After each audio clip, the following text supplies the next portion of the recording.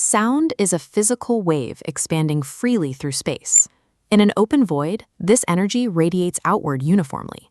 But inside an 8 by 8 by 8 foot cubic chamber, the physics change.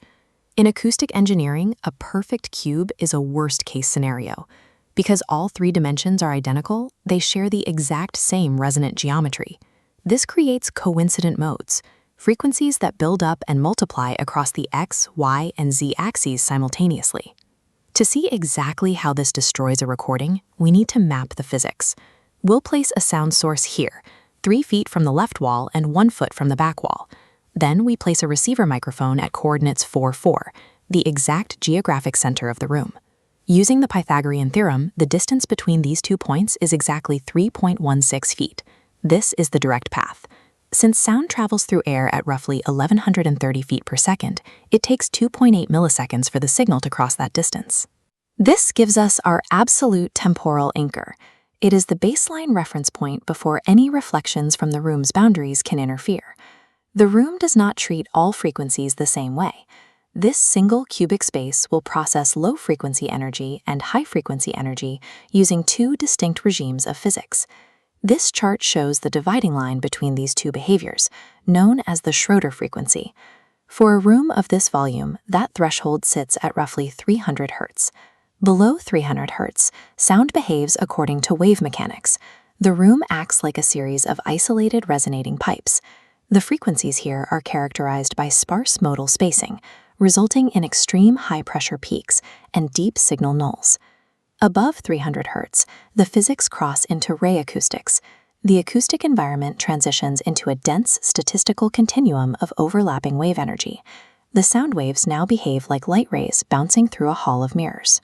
To understand why this specific room layout destroys a recording at coordinate 4, 4, we have to mathematically map the space across this divide. We will test the room at 100 Hz, 1000 Hz, and 3000 Hz. We start below the Schroeder frequency at 100 Hz. A 100 Hz sound wave is 11.3 feet long, physically larger than the 8-foot room boundaries. Because the wave cannot fit inside the space, it cannot freely bounce.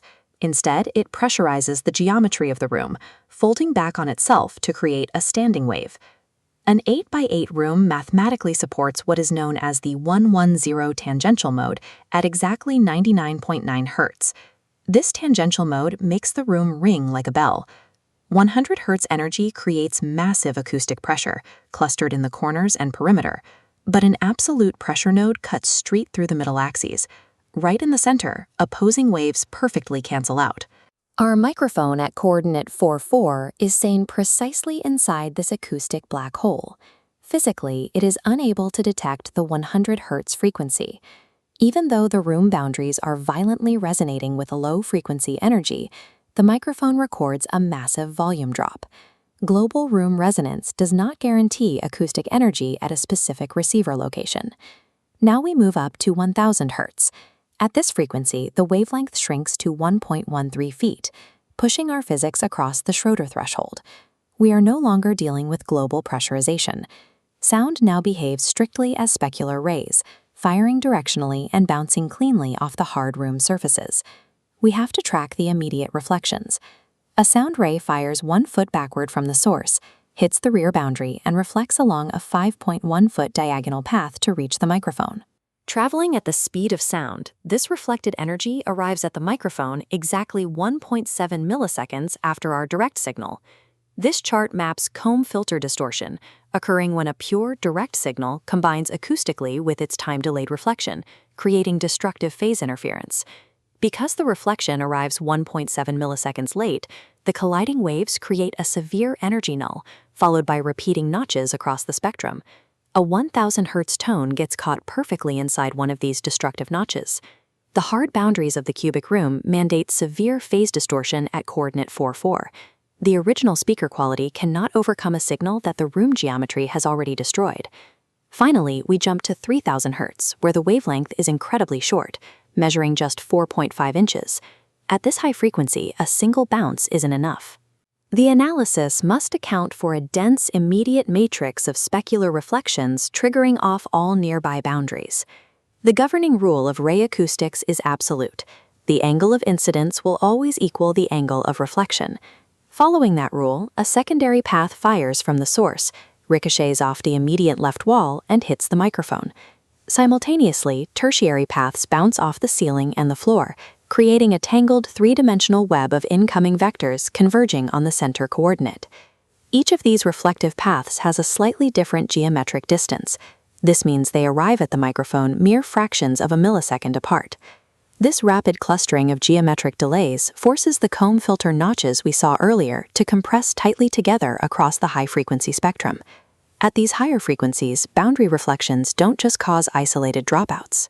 They shred the audio into a jagged, chaotic distortion, smearing the stereo image and clarity of the original source.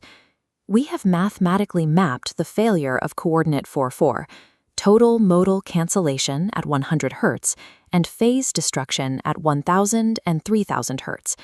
This explains why a standard mobile sound pressure level meter is useless. It acts as a basic energy thermometer, registering volume but completely blind to the geometric phase cancellations causing dropouts. Instead, acousticians rely on advanced diagnostics like time delay spectrometry, or TEF analysis. By outputting three-dimensional topography, TEF analysis maps the physical geometry of sound across time and space, revealing hidden structural phase relationships that standard meters ignore. This proves why trying to fix the dead zone at coordinate 4,4 by simply applying equalization is an error. You cannot fix a three-dimensional geometric time delay with a one-dimensional volume knob. Resolving these issues requires managing the time domain. For our 100 Hz problem, the absolute null in the center cannot be fixed with standard acoustic foam. Solving that low-frequency black hole requires moving the microphone out of the dead zone or structurally altering the cubic dimensions to break the coincident modes. This chart illustrates the solution for high-frequency comb filtering, engineering an initial signal delay gap. Targeted wall absorption eliminates immediate specular reflections, carving out a 20-millisecond window of pure silence following the direct signal. This gap preserves the audio anchor before the room responds. This synthesis of frequency and time provides the diagnostic data needed to neutralize the room. Accurate acoustics depend on looking past volume levels, deliberately sculpting the exact window of time the room takes to react.